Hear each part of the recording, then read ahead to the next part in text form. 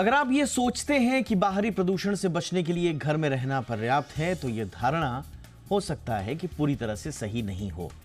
पुणे के Indian institute of tropical metrology यानी कि IITM और IIT रुड़की की ताज़ा रिपोर्ट बताती है कि शहरी घर वायु प्रदूषण के मामले में लगभग 27% तक का योगदान दे रहे हैं। और घर में सबसे ज़्यादा पोल्यूशन कहाँ से निकल रहा है? वो किचन से निकल रहा है, जो आपको और आपके आसपास के लोगों को बीमार बना रहा है। नमस्कार, मेरा नाम है दीपक डोभाल। आप देख रहे हैं आपकी खबर आपका फायदा। आज हम इसी अहम रिसर्च पर बात करेंगे, उसका विश्लेषण करेंगे, जानेंगे कि घरों में ऐसा क्या हो रहा है कि वो वायु प्रदूषण को बढ़ावा दे रहा है। साथ ही उन उपायों पर चर्चा करेंगे जिससे इन्हें कंट्रोल किया जा सकता है। और ये जो शहरीकरण की अंधाधुंध एक दौड़ शुरू हो गई है, उसमें क्या हम पॉल्यूशन जैसे बेहद संवेदनशील मुद्दों को जगह दे पा रहे हैं अपनी पॉलिसीज में, अपनी सोच में, इसका भी विश्लेषण करेंगे। पहले ये रिपोर्ट, मेरे साथ खास मेहमान होंगे।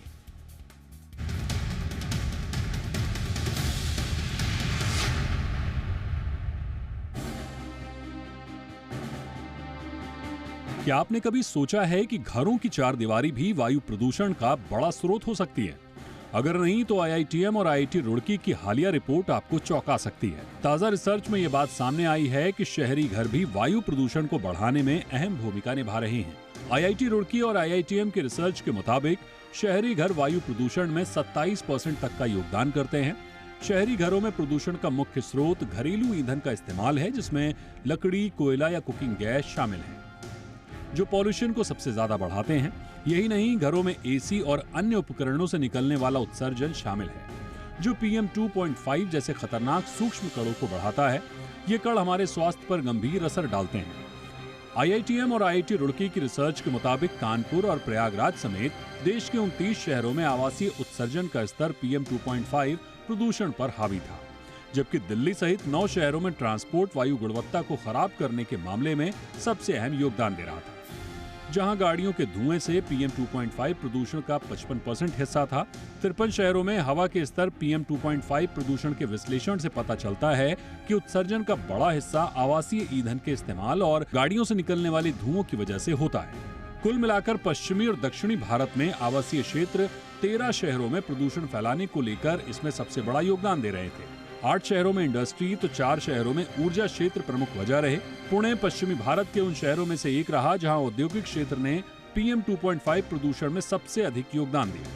पुणे में PM 2.5 प्रदूषण में इंडस्ट्री का योगदान करीब 39% रहा, तो आवासीय क्षेत्र 27% के साथ दूसरा सबसे बड़ा योगदानकर्ता के रूप में सामने आया। अब सवाल उठता है कि क्या घरों से होने वाले इस प्रदूषण को रोका जा सकता है? विशेषज्ञों के अनुसार स्वच्छ ऊर्जा स्रोतों का उपयोग, बेहतर वेंटिलेशन और ईंधन के पर्यावरण अनुकूल विकल्प अपनाने से इस समस्या को काफी हद तक कम किया जा सकता है। यदि शहरी घर सोलर एनर्जी, इलेक्ट्रिक कुकिंग और एनर्जी एफिशिएंट उपकरणों का इस्तेमाल करें तो वायु प्रदूषण में उल्लेखनीय कमी आ सकती है। साथ ही ग्रीन बिल्डिंग्स को बढ़ावा देना भी जरूरी है। स्पष्ट है कि वायु प्रदूषण की समस्या को हल करने के लिए हर स्तर पर प्रयास जरूरी है। सिर्फ सरकार ही नहीं, बल्कि हमें भी अपनी आदतों में बदलाव लाना होगा। यही समाधान इस गंभीर समस्या से निपटने का सही रास्ता है। ब्यूरो रिपोर्ट, जी मीडिया। खास मेहमान इस वक्त मेरे साथ जुड़ चुके हैं। स्वागत करते हैं डॉक्टर स्वाति माहेश्वरी का। जानी मानी फिजिशियन हैं, बहुत बहुत स्वागत है डॉक्टर माहेश्वरी मैम आपका हमारे शो पे। हमारे साथ हैं विमलेंदु झा, जाने माने पर्यावरणविद हैं। विमलेंदु जी, आपका बहुत बहुत स्वागत है। और हमारे साथ हैं Vivek Chattopadhyay, senior programme manager air pollution control CSC से जुड़े हुए। विवेक जी, आपका भी बहुत बहुत स्वागत है। चर्चा विवेक आपसे ही मैं शुरुआत करना चाहूँगा। इसमें बहुत सारे अलग अलग पोल्यूशन बढ़ाने वाले स्रोतों के बारे में बात की गई है, लेकिन उसमें भी जो हाउस होल्ड फ्यूल यूसेज है उस पर जो बात की गई, और उसमें भी ख़ास तौर से जो अर्बन एरियाज़ में है, ये कितना अलार्मिंग है और ये कितना चिंता का विषय है? विवेक।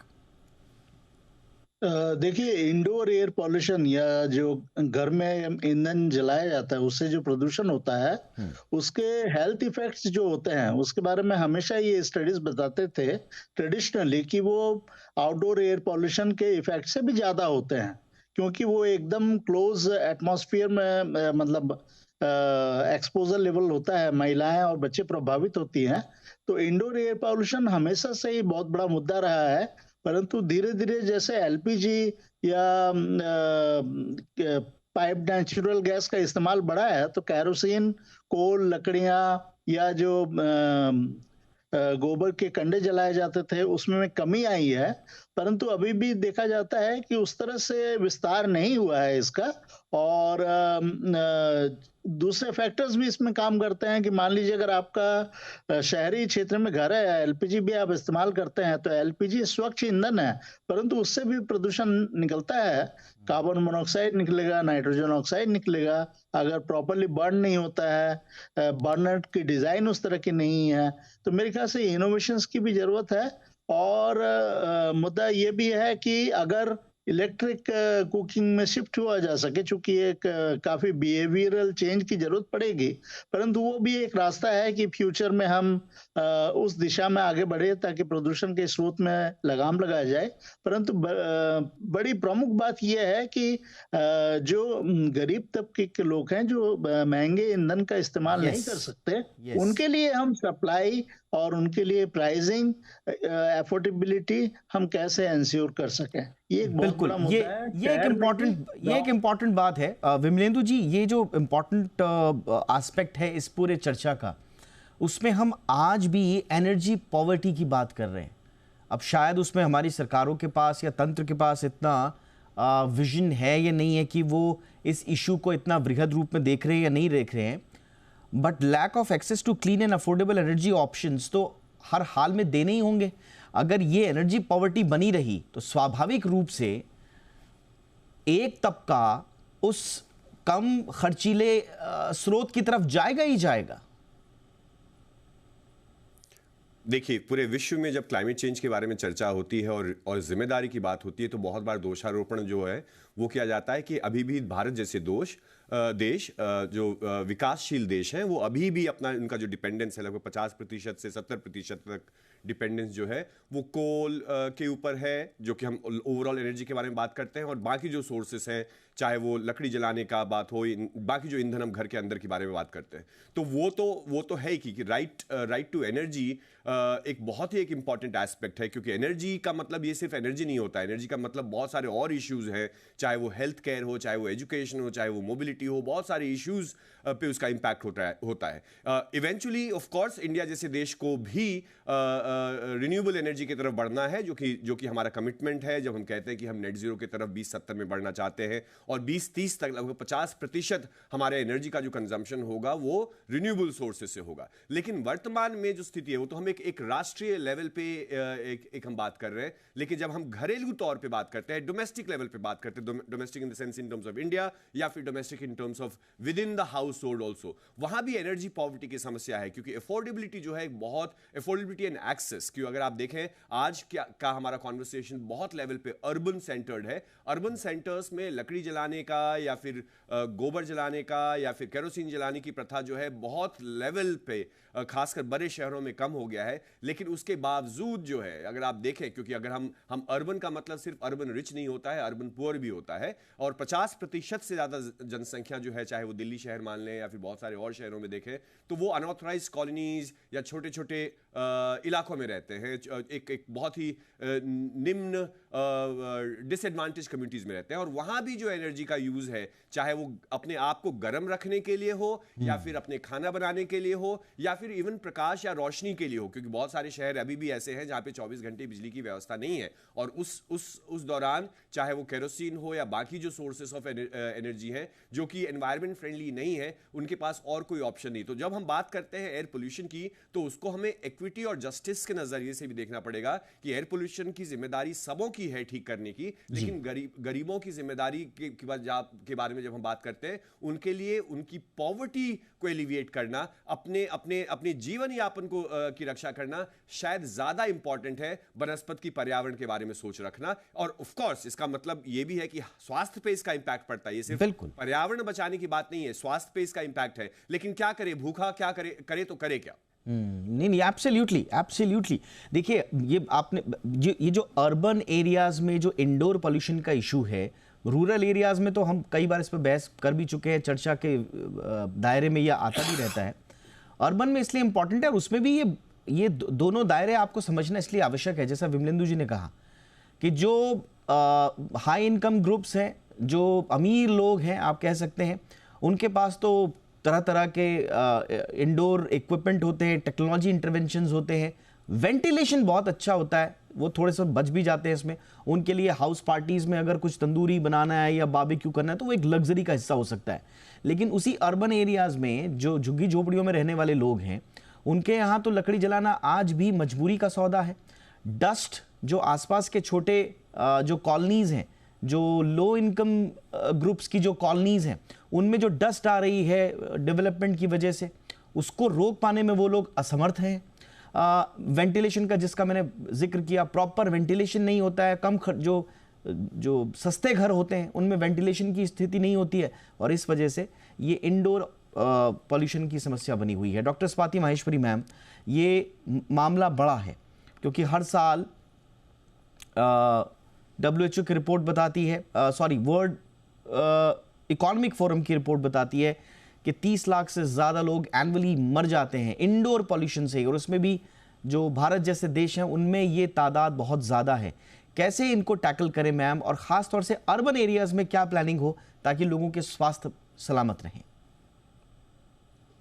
देखिए दीपक जी, एक तरफ जहां आपने कुकिंग फ्यूल की बात करी है, वहां अगर हम अर्बन एरियाज की बात करें तो बहुत ज़्यादा एरोजल्स हैं, स्प्रेज हैं, डिसइंफेक्टेंट्स हैं, इंसेंस स्टिक का इस्तेमाल होता है, मॉस्किटो रेपेलेंट्स हैं, बहुत सारी ऐसी चीज़ें भी हैं घर के अंदर जिनका इस्तेमाल अर्बन में बहुत ज़्यादा होता है। और ये सब भी जितने भी हमारे हार्मफुल गैसेस हैं, पार्टिकुलेट मैटर है, उन सबको कंट्रीब्यूट करता है।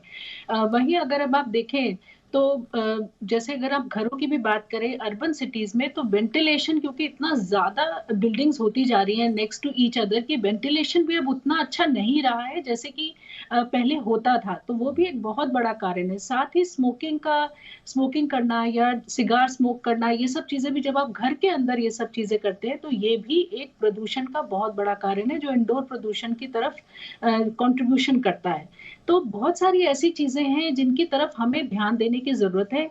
कुकिंग फ्यूल डेफिनेटली, जिसकी बात करी कि आप अपनी सक्षमता के हिसाब से डिसाइड कर सकते हैं कि आप क्या यूज करना चाहते हैं, कितना यूज करना चाहते हैं, और साथ ही जो आपके बर्नर्स हैं, आपके फ्लेम्स हैं, वो भी जो है कितने एफिशिएंट हैं ये देखना जरूरी है। क्योंकि एलपीजी गैस वगैरह में भी हम देखते हैं कि अगर बर्नर्स या फ्लेम्स जो है एफिशिएंट नहीं है तो इनकम्प्लीट कंबशन की वजह से भी बहुत ज्यादा पार्टिकुलेट मैटर निकलता है।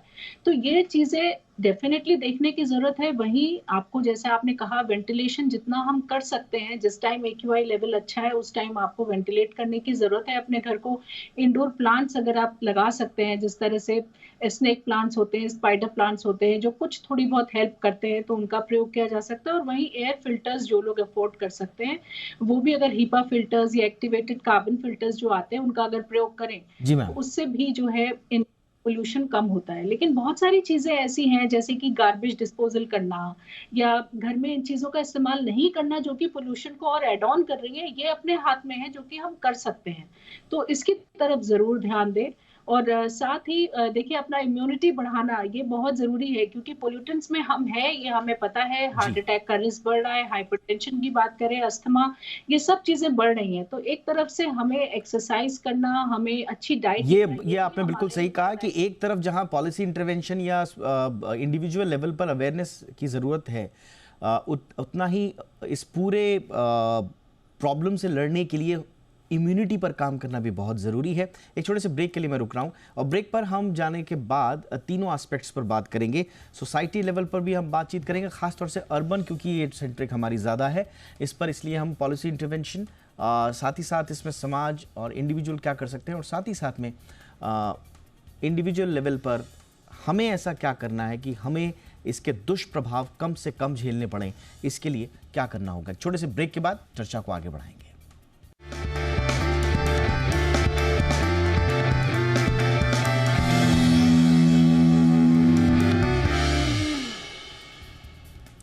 ब्रेक के बाद आपका स्वागत है। विवेक जी, अब करना क्या होगा, इस पर आते हैं। क्या इंडिविजुअल अवेयरनेस से ही काम चल जाएगा, या फिर आइडेंटिफिकेशन ऑफ सोर्सेस का पता लगा के इस पे पॉलिसी लेवल पर इंटरवेंशन भी होना आवश्यक है, और अगर वो आवश्यक हो तो वो इंटरवेंशंस क्या हों? देखिए, एक तो ये है कि एयर पॉल्यूशन कंट्रोल एक्ट जो होता है वो घरों के ऊपर लागू नहीं होता है। तो डेफिनेटली इसको एक तरह से गवर्नमेंट के जो प्रोग्राम है, उज्ज्वला प्रोग्राम बहुत अच्छा उन्होंने बनाया है। इसमें वो ये प्रोवाइड कर रहे हैं कि सिलेंडर्स कनेक्शंस दिए जा रहे हैं। मेरे ख्याल से कुछ सिलेंडर्स भी दिए जाते हैं शुरुआत में, परंतु कीमत और इसकी लगातार उपलब्धता, सप्लाई चेन, इसको हमें इंश्योर करना होगा ताकि इसका दूर दराज में उपयोग बढ़े और कीमत इसका इतना सब्सिडाइज किया जाए, क्रॉस सब्सिडाइज भी किया जा सकता है कि शहरों में इसकी कीमत बढ़ाई जाए जहां आमदनी अच्छी है, और रूरल एरियाज में और दूर दराज के एरियाज में इसकी कीमत सब्सिडाइज की जाए। छोटे सिलेंडर्स भी प्रमोट किए जाएं। और दूसरा, इलेक्ट्रिक कुकिंग या इंडक्शन कुकिंग यूरोप में तकरीबन बताया जाता है कि 38% तक आ चुका है। तो पॉपुलैरिटी इसकी बढ़ानी होगी। राइस कुकिंग में ऑलरेडी लोग इस्तेमाल करते हैं कई बार इलेक्ट्रिक कुकर का, परंतु इसके प्रति जागरूकता, इसको डेमोन्स्ट्रेट करना कि ये कितना इफेक्टिव हो सकता है, कुछ चीजें तो हो ही सकती हैं। सोलर कुकर के ऊपर एक मिशन चालू हुआ था, मुझे याद है 1980 के दौरान, परंतु पुअर टेक्नोलॉजी के चलते वो लोग छोड़ दिए। इसीलिए हमें इंश्योर करना पड़ेगा कि अच्छी टेक्नोलॉजी है, उसके प्रति लोगों का विश्वास, भरोसा बढ़े, उसको सही तरह से लोगों को ज्ञानवर्धन किया जाए तो ताकि इसका उपयोग बढ़े। और रूरल एरियाज में डेफिनेटली अगर मान लीजिए कुकिंग लकड़ियां या इसके द्वारा भी होती है, तो उन्नत चूल्हा कुछ बनाया गया था मिनिस्ट्री ऑफ रिन्यूएबल एनर्जी की तरफ से। इसमें कंबशन या बर्निंग अच्छी प्रॉपर होती है या कंपैरेटिवली अच्छी होती है। उसमें स्मोक निकालने के लिए भी घर से एक पाइप लगाया जाता है। तो मेरे ख्याल से रेट्रोफिटमेंट जहां संभव है वो भी करें। तो हमें वैरायटी ऑफ मेजर्स लेने होंगे ताकि ये क्लीन जो एनर्जी है वो घर घर तक पहुंचे, क्योंकि ये एक बहुत बड़ा हेल्थ बेनिफिट होगा सोसाइटी के लिए। एब्सोल्युटली, बिल्कुल। विमलेंदु जी, क्या करना होगा? देखिए, ये समस्या पब्लिक समस्या है। जो भले ही हमारे और आपके घर के बारे में हम बात कर रहे हैं, हम इंडोर पोल्यूशन के बारे में बात कर रहे हैं, और भले ही एयर एक्ट में इंडोर पोल्यूशन के बारे में कुछ ज़्यादा बातें नहीं कही गई हो, लेकिन सारे इश्यूज लिंक्ड है। इसके लिए पब्लिक लेवल पे, in the sense policy level पे इंटरवेंशन बहुत जरूरी है, क्योंकि हम ओवरऑल एम्बिएंट एयर क्वालिटी के बारे में बात करते हैं, तो हम अपने पार्क और अपने सड़कों की हवा के बारे में बात करते हैं, और साथ ही साथ अपने घर के अंदर की हवा के बारे में बात करते हैं। और घर के अंदर भी अगर हम कुकिंग रिजीम के बारे में बात करें या एनर्जी रिजीम के बारे में बात करें, तो वो एक इंडिविजुअल लेवल पे संभव नहीं है अनलेस एंड अनटिल एक पॉलिसी लेवल पे। क्योंकि अगर हम मान लीजिए हम सोलर कुकर लगा लेते हैं, लेकिन सोलर कुकर भी अगर थर्मल पावर प्लांट, कोयला जलाने से हमारी बिजली का उत्पादन होता है, तो उसका ओवरऑल नेट जो है उसका कोई इंपैक्ट जो है नहीं पड़ेगा। तो हमें दोनों लेवल पे काम करना है। साथ ही साथ ऑफ कोर्स इंडिविजुअल लाइफस्टाइल, लेकिन वही है कि लाइफस्टाइल एक चीज है जिसके ऊपर सबसे ज्यादा जो प्रभावशाली लोग हैं, जो मीडियम इनकम और हाई इनकम ग्रुप्स के लोग हैं, जिनको लगता है कि कंजम्पशन उनका राइट है, और ज्यादा से ज्यादा प्रदूषण, चाहे वो आज तो हम एयर पोल्यूशन के बारे में बात कर रहे हैं, इसी तरह अगर हम वाटर पोल्यूशन के बारे में या वाटर पर कैपिटा यूसेज के बारे में बात करें, या फिर हम वेस्ट पर कैपिटा क्रिएशन के बारे में बात करें, तो medium class, middle class that is, और हायर क्लास की जिम्मेदारी सबसे ज्यादा बनती है। तो एक मिक्स बनाना बहुत आवश्यक है कि कैसे हम पॉलिसी लेवल्स पे एक 5 साल, एक साल, एक 10 साल, एक 20 साल का एक हम रिजीम बनाएं, और साथ ही साथ एक हम इंडिविजुअल लेवल पे, प्राइवेट लेवल पे, सिटीजन्स लेवल पे, सिटीजनशिप लेवल पे हम कुछ ठोस कदम उठाएं। At the end of the day cleaning material, हम कहते हैं कि क्लीनिंग मटेरियल जो हम लोग घर पे यूज करते हैं, या फिर बिल्डिंग मटेरियल यूज करते हैं, या पेंट मटेरियल यूज करते हैं, बहुत ज्यादा कंट्रीब्यूशन जो हमारे एम्बिएंट एयर क्वालिटी का है, जो इंडोर एम्बिएंट की हम बात करते हैं, वो इन सबों पे है। तो उन सबों में कहीं ना कहीं रेगुलेशन लाना कि किस तरह की पेस्टिसाइड्स, किस तरह के केमिकल्स, किस तरह के पेंट्स एंड बिल्डिंग मटेरियल हमारे देश में इस्तेमाल होता है। जैसे हम एस्बेस्टॉस के बारे में बात नहीं कर रहे, क्योंकि एस्बेस्टॉस को बहुत जगहों पे मतलब उसका यूज बहुत कम हो गया है, लेकिन वो सारे स्रोत हैं ओवरऑल एम्बिएंट एयर क्वालिटी को इन्फ्लुएंस करने में, और बहुत सारी चीजें सरकार के पक्ष में इसकी जिम्मेदारी पड़ती है। ये आपने बिल्कुल सही कहा कि देखिए, अगर आपको हार्मफुल केमिकल्स के एक्सपोजर को रिड्यूस करना है तो ये इंडिविजुअल लेवल पे तो मुश्किल हो पाएगा। क्लीनर टेक्नोलॉजीज का अडॉप्शन करना है तो ये इंडिविजुअल लेवल पे नहीं हो पाएगा। इसके लिए बड़े हद तक, बड़े बृहद स्तर पर पॉलिसी इंटरवेंशन चाहिए होंगे, जिनका आप जिक्र कर रहे थे, उस पर अक्सर बातचीत होती नहीं है। जो हमारे घरों में क्लीनिंग मटेरियल वगैरह यूज़ होता है उसमें जो VOCs का इस्तेमाल होता है, वोलेटाइल ऑर्गेनिक कंपाउंड्स का जो इस्तेमाल होता है, वो एक बहुत बड़ी समस्या है। और मुझे लगता है कि जब अब इंडोर पोल्यूशन पे बात चली पड़ी है तो इस रिपोर्ट का संज्ञान लेते हुए सरकारों को उस तरह के उचित हस्तक्षेप करने होंगे। हाँ, कुछ कह रहे हैं विमलेंदु? एक छोटा सा पॉइंट, एक जो हम मस्कीटो कॉयल, आपके दर्शकों की जानकारी के लिए, एक मस्कीटो कॉयल जब हम अपने एयर कंडीशन रूम में बंद कमरे में जलाते हैं, एक कॉयल 100 सिगरेट के बराबर है। हमें लगता है मच्छर को तो दूर कर रहे होते हैं, लेकिन 100 सिगरेट का धुआं हम सांस ले रहे होते हैं। बिल्कुल, छोटी चीजें हैं जिसके ऊपर ध्यान देना बहुत आवश्यक है। बिल्कुल। और ये मैम ने भी अभी इसका जिक्र भी किया था, इसकी तस्दीक भी की थी कि किस तरह से हमारे घरों में इस्तेमाल होने वाले ये जो खतरनाक केमिकल्स हैं, VOCs हैं, इनको कैसे हमें बचना होगा। मैम, अब जाते जाते अब एक आम आदमी के लिए वो बुनियादी बातें क्विकली जो वो कर सकता है जब इस पे हस्तक्षेप होगा इंडिविजुअल लेवल पे, सोसाइटी लेवल पे या पॉलिसी लेवल पे, वो तब, लेकिन इंडिविजुअली अभी क्या करें? देखिए, बिल्कुल जैसे दीपक जी अभी सब पैनलिस्ट ने भी बोला कि बहुत सारी ऐसी चीज़ें हैं जो घर में हम वर्जित कर सकते हैं, जिनका इस्तेमाल हम रोक सकते हैं। तो इन चीज़ों की तरफ हमें डेफिनेटली देखने की ज़रूरत है। वहीं दूसरा, देखिए बहुत सारे घरों में जो स्मोकिंग हो रही है या और भी तरह तरह से इस तरह से सब्सटेंस अब्यूज़ होता है जिसमें कि फ्यूम्स निकलते हैं, तो वो चीज़ों की तरफ भी आपको बहुत ध्यान देना होगा, क्योंकि आपको एहसास नहीं होता है, लेकिन जो पैसिव स्मोकिंग हो रही है आपके घर के बाकी लोग जो कर रहे हैं वो उनको भी उतना ही नुकसान दे रहा है, तो इसकी तरफ ज़रूर ध्यान दें। तीसरी चीज़, देखिए हम कुछ चीज़ें ऐसी ज़रूर कर सकते हैं जैसे कि पानी बहुत अच्छी मात्रा में पीना, तो इस बात का ध्यान रखें कि ये पीते रहें। दूसरा, जितने भी हमारे मौसम के फल सब्जियां वगैरह आते हैं उनका सेवन करना चाहिए, क्योंकि उनमें बहुत अच्छी मात्रा में मिनरल्स होते हैं, एंटीऑक्सीडेंट्स होते हैं जो हमारी बॉडी को ताकत देते हैं इन सब चीज़ों से लड़ने के लिए। तो वो एक बहुत ज़रूरी चीज़ है। और वही कुछ ना कुछ फॉर्म में एक्सरसाइज करना हमारे लिए बहुत ज़रूरी है, ताकि हमारी बॉडी जो है वो खुद से डिटॉक्सिफाई करे। जो हम बाहर से इतने सारे ये देखते हैं कि डिटॉक्सिफाइंग डाइट्स आ रही हैं, तरह तरह के लिक्विड्स आ रहे हैं, इन सब की आपको कोई ज़रूरत ही नहीं है। केवल आपको अपनी डाइट ठीक करनी है और हाइड्रेशन अच्छा रखना है, तो आपकी बॉडी खुद ही डिटॉक्सिफाई करती है। आप इन सब चीज़ों के ऊपर आप निर्भर बिल्कुल भी नहीं है। तो ये चीज़ों का हमें खास। और दूसरा, मास्क जब भी आप बाहर निकले और AQI लेवल हाई है तो जरूर से N95 या N99 मास्क जो है हमें लगा करके निकलना चाहिए जी। और ये जो मन में लोगों की रहती है कि प्रदूषण जो है वो बाहर है और घर के अंदर नहीं है, मुझे लगता है यही जो आपका प्रोग्राम है इसका बहुत बड़ा मकसद है लोगों को समझाना कि प्रदूषण घर के अंदर भी है और हम खुद ही उसे पैदा कर रहे हैं। बिल्कुल, और यही हमने टाइटल भी रखा है कि अपना घर कहीं पोल्यूशन का घर तो नहीं है, और यही बात भी है। आपके घर के अंदर से ही पोल्यूशन की शुरुआत हो रही है, जिससे बाहर झांक कर आप बिलख जाते हैं या परेशान हो जाते हैं, उसका स्रोत कहीं आपका घर तो नहीं है। इस पर ध्यान देने की बात है। और आजकल तो सर्दियां हैं, क्रिसमस और न्यू ईयर और उसके बाद भी बहुत सारी पार्टीज़ और इस तरह की गैदरिंग्स होंगी जिसमें लोग बड़ा पसंद करते हैं। तो हमारी आपसे गुजारिश यही है कि आप धूमधाम से कोई भी त्यौहार है उसे मनाएं। मैम कुछ कह रही हैं क्विकली मैम, 10 सेकंड में। तो आपने अभी क्रिसमस की बात करी तो मैं ये जरूर बोलना चाहूंगी कि बहुत सारे लोग घर के अंदर बॉनफायर जलाते हैं ऐसे समय में, तो वो बड़ा कारण है प्रदूषण का, तो उससे भी बचने की जरूरत है। एब्सोल्युटली मैम, एग्जैक्टली मैं यही कह रहा था कि पार्टीज वगैरह आप मनाएं। अब मैम ने भी कह दिया, हमारे तीनों मेहमानों ने अपने अपने इंपॉर्टेंट इनपुट्स दिए हैं, इनका ध्यान रखिएगा। और बस बात वही है कि पोल्यूशन का स्रोत कहीं आपका घर ना बन जाए, इस बात का ख्याल रखिएगा। बहुत बहुत शुक्रिया आप तीनों का। Swati ma'am thank you so much, Vimalendu ji बहुत बहुत शुक्रिया, विवेक जी बहुत बहुत शुक्रिया आपका भी। आपकी खबर आपका फ़ायदा में इतना ही, इजाज़त दीजिए, नमस्कार।